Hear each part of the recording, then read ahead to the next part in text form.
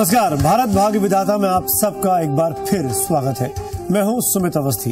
जी media की मुहिम भारत भाग्य विधाता में आज हम बात करेंगे शान की खातिर जान लेने का, यानी कि ऑनर किलिंग, या इसको ऑनर से ज्यादा अगर हॉरर किलिंग कहा जाए तो गलत नहीं होगा। सीबीआई की अदालत ने डॉक्टर राजेश तलवार और नूपुर तलवार को अपनी ही बेटी आरुषि की हत्या का दोषी ठहराया है।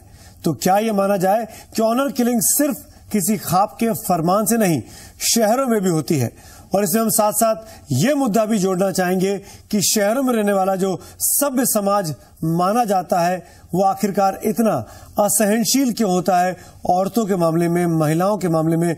क्योंकि हाल ही में हमने ऐसी एक घटना, उसमें किलिंग तो नहीं थी लेकिन अस्मिता की किलिंग थी, एक लड़की की इज्जत की किलिंग थी, चाहे वो जज का मामला हो या फिर पत्रकार का मामला हो, तरुण तेजपाल का मामला हो, उन सब पर भी बात। लेकिन फिलहाल हम बात कर रहे हैं ऑनर किलिंग की। क्या झूठी शान के लिए ही डॉक्टर दंपति ने अपनी बेटी को बेरहमी से मार दिया? और क्या हमारे ही घर में हमारी बेटियां सुरक्षित हैं? भारत भाग्य विधाता में आज यही है मुद्दा।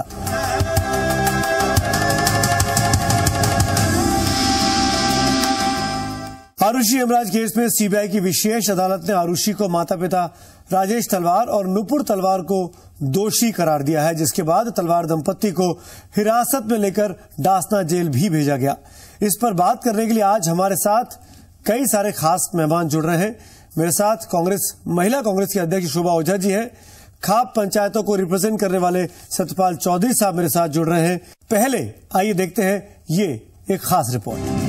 25 नवंबर 2013 3:25 गाजियाबाद की सीबीआई कोर्ट।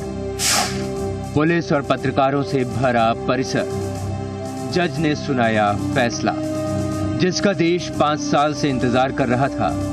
गाजियाबाद की सीबीआई कोर्ट ने आरुषि हेमराज हत्याकांड में आरुषि के माता पिता राजेश तलवार और नूपुर तलवार को दोषी ठहराया। देश की सबसे बड़ी मर्डर मिस्ट्री में राजेश तलवार को आईपीसी की धारा 302, 203, 201 और 34 के तहत दोषी करार दिया गया, जबकि नूपुर तलवार को धारा 302, 201 और 34 के तहत दोषी पाया गया। केस ये था कि जितने सर्कमस्टांसेस हैं वो इनके अलावा और कोई इस मर्डर को कर ही नहीं सकता, जो कि कोर्ट ने मान दिया। सर्कमस्टांशियल एविडेंस है, वो पूरी चेन की चेन जब कोर्ट को बिलीव हो जाएगा कि इनके अलावा कोई नहीं कर सकता तो कोर्ट हैज कन्विक्टेड देम। अदालत के फैसले के बाद तलवार दंपत्ति रो पड़े। उनके पास खड़े रिश्तेदारों की आंखों में भी आंसू झलक आए। We were pitched against an organization which believes and deals with fabrication, with manipulation, with suppressing and with hiding all the facts which show that the parents are innocent. Now against such an organization, even when we put all our facts in court, no cognizance unfortunately was taken. तलवार दंपति के वकील ने कहा कि वे इस आदेश के बाद हाई कोर्ट में अपील करेंगे। एक वर्डिक्ट आ गई है। एक वकील होने के नाते उस वर्डिक्ट को रिस्पेक्ट करना चाहिए, उसको हम रिस्पेक्ट करते हैं। लेकिन उसके साथ साथ ये भी बात है कि जो तलवार कपल है उनके पास राइट है सुपीरियर कोर्ट अप्रोच करने के लिए अपील में, तो वो अपना अपील का राइट एक्सरसाइज करेंगे।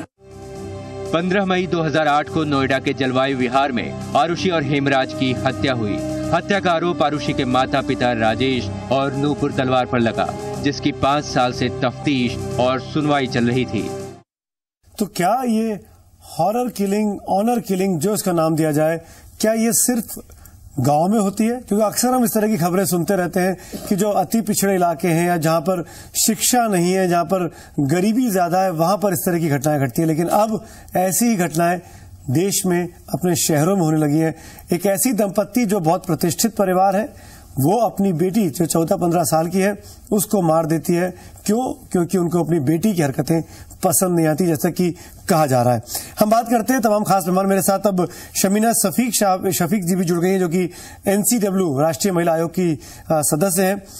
पहला सवाल मैं आप ही से पूछूंगा शमीना जी, इस पूरे पैनल में मोटे तौर पर देखा जाए तो ये ऑनर किलिंग का मामला जो लगातार उठता रहता है, और ये इस तरह की छवि बन गई है कि पढ़े लिखे लोग तो ऐसा करते नहीं है, चाहे वो तलवार दंपति हो, चाहे वो तरुण तेजपाल हो, ये सब लोग प्रतिष्ठित जगहों से आते हैं और ये महिलाओं के साथ ऐसी हरकतें कर रहे हैं। इसको हम बहुत कैपिटल लेटर्स में रीड करते हैं, that is horror killing, not honour killing. One second thing is, ये जो किलिंग है या हत्याएं होती हैं जिनका आपने इंस्टेंसेस दिए या और भी हम देखने में आता है समाज में, तो हरगिज इसका नाता कहीं भी किसी तरह से समाज के किसी एक पर्टिकुलर तबके से अगर जोड़ा जाए तो ऐसा नहीं है। ये बेसिकली हमारी मानसिकता की बात है। ये वो जो परिस्थितियां उत्पन्न होती हैं और उसमें हम जो निर्णय लेते हैं ये सेकेंडरी नहीं होता कि एक सेकंड में हो गया। ये बेसिकली एक इंटायर माइंडसेट है जिसकी यहाँ पर बात हो रही है और इस माइंडसेट को चेंज करना ये अपने आप में एक बहुत बड़ा चैलेंज है। इसलिए ये हरगिज नहीं कहा जा सकता कि ये जो किलिंग्स हैं ये किसी एक पर्टिकुलर तबके से, मतलब शोभा जी, इसका पढ़ाई लिखाई से, एजुकेशन से, आपकी अपब्रिंगिंग से कहीं कोई मतलब नहीं है? आपको गुस्सा आया और आपने मार दिया? देखिए, मैं तो समझती हूँ कि इसकी शुरुआत भ्रूण हत्या से जो हमारे देश में होती है, वो दुनिया में ऐसी कोई देश नहीं है जहां भ्रूण हत्याएं होती हैं। हमारे यहाँ बच्ची को कोख में ही मार दिया जाता है, तो या फिर जन्म लेते ही साथ मार दिया जाता है। तो ये जो चीजें हैं, जो वाकई जो माइंडसेट है, जो सोच है, जो पुरुष प्रधान समाज है हमारा, उसकी सोच में बदलाव की जरूरत है और उसी का नतीजा है जो भ्रूण हत्या नहीं कर पाते। बच्चियां वहां से भाग्यशाली होती हैं जो जन्म ले लेती हैं, पर जीवन भर उसको इस बात का डर रहता है कब उसके साथ कोई अत्याचार होगा, कब उसकी हत्या होगी, चाहे वो घर वाले करें चाहे बाहर वाले करें। घर में भी हमने रेप बलात्कार होते देखे, ऐसे से भी देखें जहां पिता बेटी का बलात्कार कर देता है, ये सगा संबंधी कर देता है। वहीं समाज में जब वो बाहर निकल के जाती तो बराबर डर बना रहता है कि काम करने जा रही तो वहां उसके साथ कुछ हो जाए, नहीं तो फिर समाज खड़ा हो जाता है खाप के नाम पे या किसी और नाम पे। अभी तक तो खाप पंचायतें ही बदनाम थी, अब ये शहरों में भी होने लगा है, क्यों होता है? नहीं, ये अब नहीं हो रहा है, पहले से हो रहा। मैं आपको बता रहा हूँ, शक्ति कपूर ने कास्टिंग काउच के नाम पे जो कुछ किया वो सब देखा, पूरी फिल्म इंडस्ट्री उसके पक्ष में खड़ी हो गई, मामले को दफा कर दिया गया। तरुण तेजपाल का मामला है, नीलम कटारा जो IPS IAS परिवार घराने से ताल्लुक रखती है उनके साथ हुआ, और ये अभी आरूसी वाला। तो ऐसा नहीं है। और हमारा समाज जो ग्रामीण भारत है, उत्तर भारत खासकर, वो और हर समाज भद्र पुरुष का, भद्र समाज जो है, जो भद्र समाज जो फैसले लेता है उसको फॉलो करता। केवल कन्या होने का मतलब नहीं है, उसमें दहेज प्रथा भी सामाजिक बुराई है, उसके कारण वो भी एक फैक्टर है। उसमें इज्जत बेइज्जती का वो भी एक फैक्टर है कि महिला को अभी इतना सशक्तिकरण नहीं हो पाया। महिला को ये समझा जाता है कि भाई यदि महिला कहीं किसी गैर पुरुष के साथ या फ्रेंडशिप करेगी या उसमें ये तो क्यों है? पुरुष कर ले किसी गैर महिला के साथ तो ठीक है, महिला कर ले तो आप उसको मार देंगे। महिला अगर आपके घर की लड़की किसी और लड़के के साथ, किसी और उसके साथ चली जाती है तो आपको गुस्से में आता है। लड़का जब लेके आता है, ये सारा पाश्चात्य संस्कृति की वजह से है। जो हमारी पुरानी संस्कृति है, जो सभ्यता है हमारी, जो रहन सहन का हमारा कल्चर है, या जो खाप पंचायत ने अपना कॉन्सेप्ट इस देश में हजारों साल से लगाया। हमारी संस्कृति ने तो कभी भी नहीं कहा कि महिलाओं का अनादर करो या महिलाओं को मारो या महिलाओं को, वहीं पे आ रहा हूँ। भारतीय संस्कृति तो ये कभी भी नहीं कहती। मैं वहीं पे आ रहा हूँ, तो महिलाओं को देवी का दर्जा दिया। हाँ, मैं वहीं पे आ रहा हूँ। लेकिन ये जो आया, मैं इतने सारे आपको बता दूंगा अभी पाश्चात्य संस्कृति के जो सारी चीजें आई, देखिए लिविंग यहाँ पे गलत है। सोच कहाँ से पैदा होगी? माहौल से सोच पैदा होगी। माहौल इस देश में ऐसा मान लिया है कि माहौल इस देश में ऐसा ये तो एजुकेटेड फैमिली थी। पाश्चात्य संस्कृति ये कहती है, मैं कह रहा हूँ माहौल इस तरह का बनता, ये माहौल बनता। अभी मैं बता रहा हूँ आपको, जो सेक्स से रिलेटेड चीजें हैं वो भारत में कितनी तेजी से पनपी है, कितनी तेजी से पनपी है। यहाँ पे लिव इन यहाँ पे है, सैरोगेसी यहाँ पे आ गई, लेस्बियन इस देश में आ गई, कानून बन गया बाकायदा। तो आप कैसे जब यहाँ पे इसका किसी को जान से मार देने से क्या मतलब? प्री मैच्योरिटी है, प्री मैच्योर। आप जो बच्चों को जिस तरह से करोगे, जो आरूसी की जो घटना हुई है, आप अपनी सोच बदलने की बात क्यों नहीं कर रहे हैं? उसे मार देना, सहनशीलता, हमारी सोच बहुत बढ़िया है। हमारी सोच में कहीं कोई कमी नहीं है। ग्रामीण भारत की जो सोच है, हम हर प्रोकेशन वहां लेते हैं। अच्छा, आप मेरी एक बात का जवाब दीजिए, क्या आपको किसी को जन्म देने का अधिकार है? नहीं, तो फिर आप जान कैसे ले सकते हैं? अधिकार कैसे हो सकता है? मैं जान लेने देने की बात नहीं कर रहा हूँ, मैं यही तो मैं जानना चाह रहा हूँ के उस जान लेने के गुस्सा जायज है, मुनासिब है, आप लेकिन किसी को जान से मार दें। बेटा इस देश में कुछ गलत करे तो उसको नहीं कारण क्या है? उन कारणों की जब तक खोज नहीं होगी तब तक इन घटनाओं को हम रोक नहीं सकते। जब बेटा कुछ गलत करता है तो ये कहा जाता है कि नहीं बेटे कारण वही बता रहा हूँ, अधिकार है करने का। तो कारण मैं आपको बता रहा हूँ, जो अश्लीलता फैल रही है, क्या आप देख सकते हैं? कोई सीरियल नहीं देख सकते आप टेलीविजन का बैठ कर? आप जो एकता कपूर यहाँ करती फिर रही है, आपने देखा वो? आप एक ऐड नहीं देख सकते घर में फैमिली के साथ? समाज को जो चीजें ये तो फिर आप आंखों में पर्दा लगा लीजिए और कुछ देखिए मत। नहीं, आप ये नहीं कहेंगे, मतलब नहीं है, सुनिए ना सुमित जी, वो नहीं है मतलब। मैं कुछ लेकिन एक मुहिम चलनी चाहिए कि एक फैक्ट्स यहाँ रखना चाहूंगा। ऑनर किलिंग या शान के नाम पर हत्या का सिलसिला देश में बदस्तूर कई सालों से जारी है। गांव से लेकर शहर तक हर जगह झूठी शान के लिए अपनी ही औलाद का कत्ल कर देना या उससे रिश्ता जोड़ने वाले की जान ले लेना उनके लिए कितना आसान है, लेकिन ये सोच भारत को कहां ले जा रही है ये शायद उनके लिए मायने नहीं रखता। पिछले कुछ सालों में इन हत्याओं में इजाफा हुआ है। देखते हैं ये खास रिपोर्ट।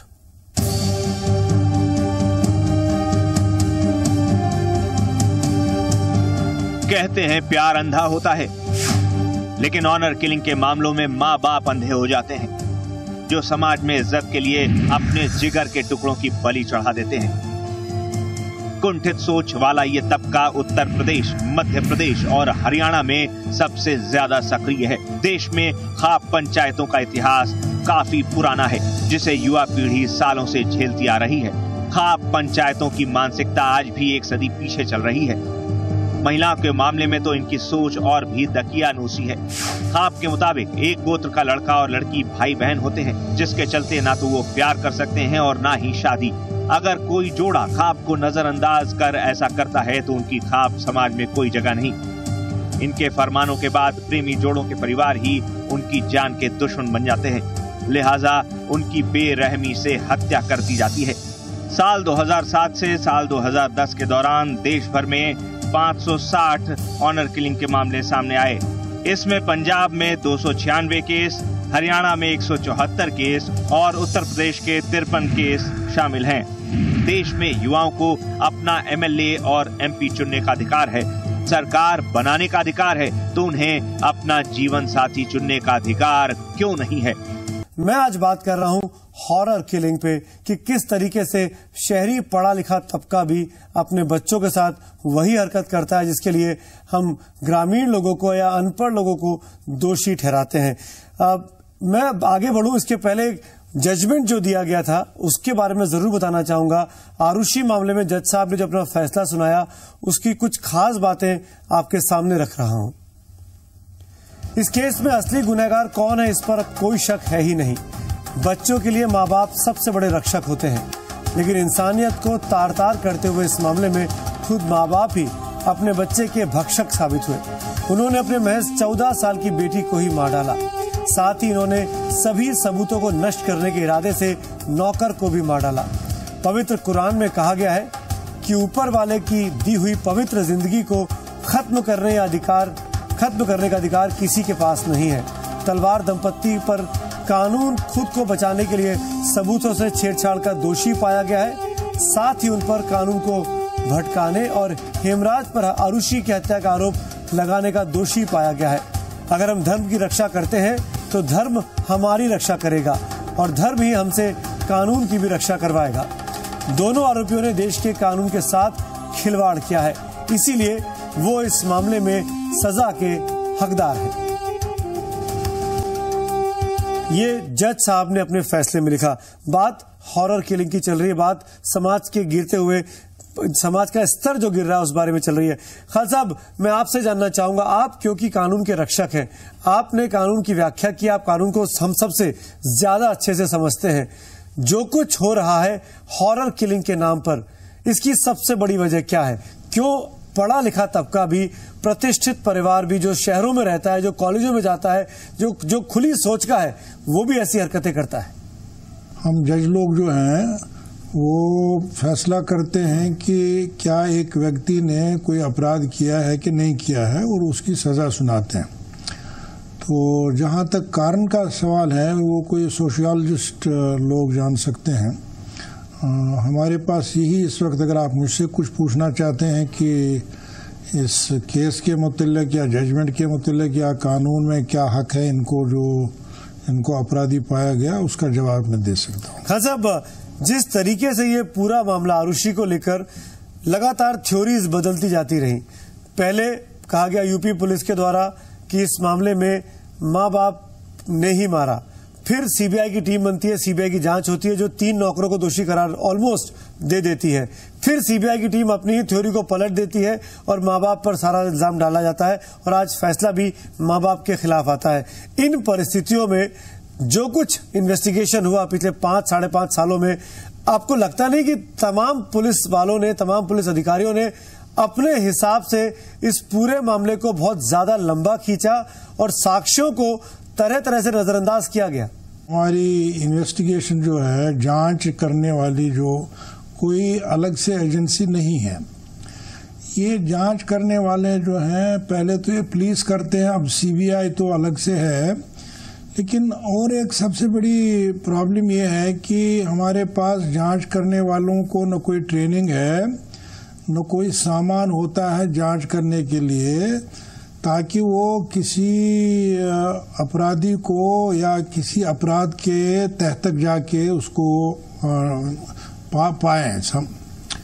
तो ये इसीलिए आपने देखा होगा कि पहले जब नोएडा पुलिस ने किया तो नोएडा पुलिस ने बगैर किसी, वो क्राइम सीन बोलते हैं उसको जी, उसको सील करने के बजाय सबको वहां आने जाने दिया। आप मीडिया लोग भी वहां गए, अगर कोई सबूत का कुछ था तो वो सब वॉशअप हो गया होगा मेरे ख्याल से। मैं तो इसकी पूरी जानकारी नहीं, मेरे पास तो ऐसा केस था नहीं मेरे साथ। तो दूसरा ये है कि ये जो पलट की बात करें, मेरे साथ विक्रम सिंह जी बैठे हुए हैं, उत्तर प्रदेश के फॉर्मर डीजीपी हैं, और अगर मैं गलत नहीं बोल रहा हूं तो जब आरुषि का हत्याकांड हुआ था तो आप उत्तर प्रदेश डीजीपी थे। यूपी पुलिस पर यह बहुत बड़ा इल्जाम है कि आप लोगों ने शुरू में साक्ष्यों को इकट्ठा करने में बहुत सी लापरवाही बरती। आरोप लगाना तो खैर बहुत एक सामान्य बात है, लेकिन आरोप के बारे में पहले उसकी तथ्यात्मक जो वस्तुस्थिति थी उसके बारे में अवगत होना चाहें। मैं ये निवेदन करना चाहूंगा कि यूपी पुलिस के पास ये विवेचना मात्र 14 दिन थी और 14 दिन में वो उसी निष्कर्ष पे पहुंची जो कि सीबीआई 4.5 साल की विवेचना में पहुंची। इसके अलावा जो आपका ये कहना कि घटना, ये सीन ऑफ क्राइम को डिस्टर्ब किया गया, डॉक्टर तलवार और नूपुर तलवार जी धारा 201, धारा 203, धारा 34 और 106 एविडेंस एक्ट के दोषी पाए गए हैं। घटनास्थल के कॉम्प्रोमाइज होने में और तथ्यों को तोड़ मरोड़ करके प्रस्तुत करने में, इन्वेस्टिगेशन को डिरेल करने में और उसको भटकाने में डॉक्टर तलवार का भी अहम योगदान है। मैं ये नहीं कह रहा हूं कि गलतियां नहीं हुई हैं, बावजूद इन गलतियों के 14 दिन में वही निष्कर्ष और वही परिणाम अगर आते हैं, मैं समझता हूं तो कहीं गलतियां भी हैं, तो कहीं एक ऐसी व्यवस्था है कि जरूर उन्होंने। साहब, ये बात तो मानेंगे आप जो खान साहब कह रहे हैं कि जिस तरीके से आपने मीडिया सीन में, वहां क्राइम सीन में मीडिया को जाने दिया, मीडिया आसानी से ऊपर नीचे घूम रहा था, घर के अंदर घूम रहा था, तमाम एविडेंस तो उसमें खराब हुए होंगे। निसंदेह, मैं उसकी कोई डिफेंस नहीं ले रहा हूं, वो गलती थी। गलती ये भी थी कि अभी तफ्तीश इतनी प्राइमरी स्टेज में है और हम एक पत्रकार वार्ता करके ये खुलासा कर दें कि हमारे प्राथमिकताएं क्या हैं। ये चीज बाद में होती है जब आप चार्जशीट की तरफ पहुंचने लगते हैं। ये 2 गलतियां थी, मैं इसको स्वीकार करता हूं, नहीं होनी चाहिए थी। तो इन परिस्थितियों में नरेश यादव जी हमारे साथ जुड़े हुए हैं, वकील रहे हैं। नरेश जी, एक वक्त इस पूरे मामले में ऐसा आया था जब सारा इल्जाम नौकरों पे डाल दिया गया था, जब सीबीआई के पास जांच पहुंची थी और उस वक्त लग रहा था कि तलवार दंपत्ति इस पूरे मामले में उनका कोई दोष नहीं है। उस वक्त आपको क्या लग रहा था कि ये क्यों हो रहा है, किस वजह से नौकरों तक बात पहुंची?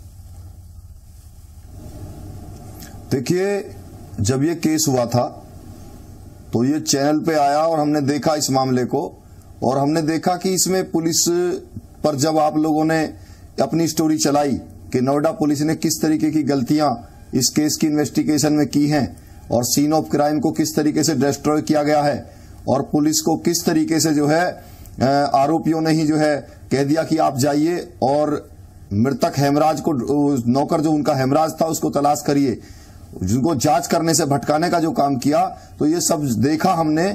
और उसके बाद में फिर जो सबसे बड़ी बात निकल करके आई कि राजेश तलवार को नोएडा पुलिस ने सबूतों के साथ गिरफ्तार करके जेल भेजने का काम किया, लेकिन वो काम उन्हें पहले दिन ही करना चाहिए था, शुरुआत में ही करना चाहिए था। वो उन्होंने देरी से किया, लेकिन उनके लिए मैं इस बात के लिए नोएडा पुलिस की प्रशंसा भी करूंगा कि जब ये मामला कोर्ट में आया तो कोर्ट ने नोएडा पुलिस की बात को सही माना और जो एविडेंस नोएडा पुलिस के द्वारा कोर्ट में रखे गए थे उस आधार पर राजेश तलवार को बेल नहीं मिली थी। ना तो उनको गाजियाबाद की कोर्ट से बेल मिली, ना उनको हाई कोर्ट से बेल मिली।